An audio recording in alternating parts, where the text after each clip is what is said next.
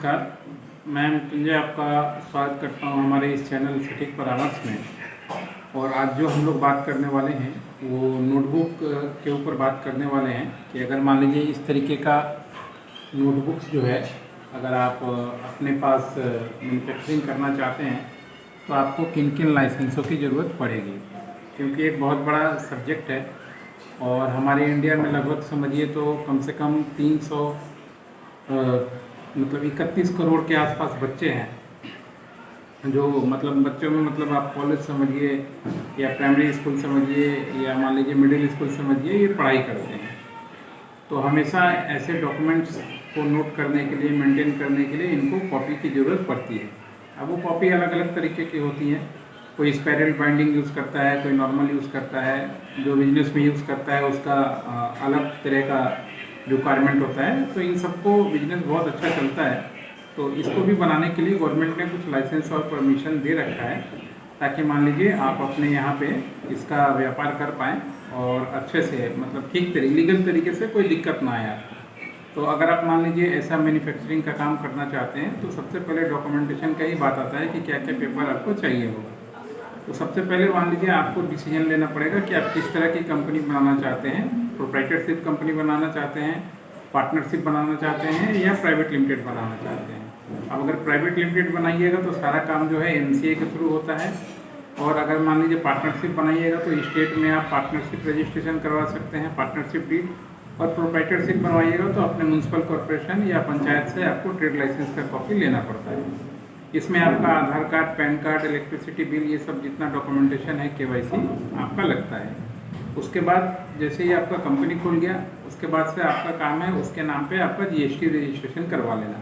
क्योंकि जब आप नोटबुक का बिजनेस कीजिएगा तो बहुत सारा रॉ मटेरियल या मशीन जो है आपको बाहर से मंगवाना पड़ेगा।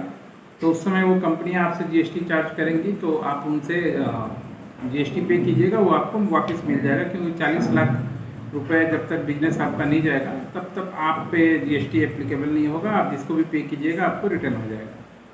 उसके बाद आता है आप उसको उद्यम में रजिस्ट्रेशन करवाइए, क्योंकि जैसे ही आप मान लीजिए उद्यम में रजिस्ट्रेशन करवाइएगा तो आपका जो कंपनी है वो पीएमजीपी लोन, मुद्रा लोन, ये सारे लोन के लिए एप्लीकेबल हो जाएगा।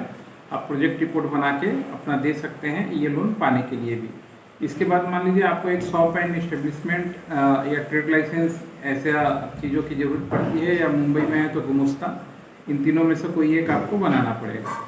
फिर जो ब्रांड से आप मान लीजिए अपना कॉपी मार्केट में लाना चाहते हैं उसकी भी सेफ्टी आपको देखनी पड़ेगी। और उसके लिए आपको ट्रेड मार्क जो है वो बनाना पड़ेगा गवर्नमेंट ऑफ इंडिया से, चाहे वो आपका नाम रजिस्ट्रेशन हो, चाहे वो लोगो रजिस्ट्रेशन हो, चाहे दोनों एक में मिला के आप चाहें तो कर सकते हैं। इसके बाद आपको चाहिए होगा ISO का सर्टिफिकेशन, ISO 9001 2015 प्लस ISO 14000 जो कि इन्वायरमेंट के लिए होता है। तो इसमें एक मैनुअल मिलता है कि आप किस तरीके से कंपनी चलाएंगे, या मान लीजिए इस कंपनी का आपको कहीं टेंडर लेना है, या मान लीजिए कहीं गवर्नमेंट में कॉपी नोटबुक सप्लाई करना है, तो आपके पास ये सर्टिफिकेशन होना चाहिए, तभी वो लोग जो है एंटरटेन करते हैं। तो गवर्नमेंट को अगर सप्लाई देना है तो ये दोनों सर्टिफिकेशन आपको चाहिए। प्लस कुछ एनओसी चाहिए होता है लोकल बॉडी में, जैसे अगर फायर का एनओसी आप लेके रखें और स्टेट गवर्नमेंट से पोल्यूशन का लेके रखें यानी डिस्ट्रिक्ट से, तो आपके लिए बहुत ही अच्छा रहेगा। इतना अगर डॉक्यूमेंटेशन आप मेंटेन करते हैं, और करना ही पड़ेगा, ये बेसिक चीज़ है, तो आप बहुत अच्छे से मतलब अपने सिस्टम को ऑर्गेनाइज कर सकते हैं। और बाद में अगर आपका व्यापार बढ़ता है तो लोन मिलना हो या बाकी चीज़ें हो, इसमें कोई दिक्कत नहीं आती है।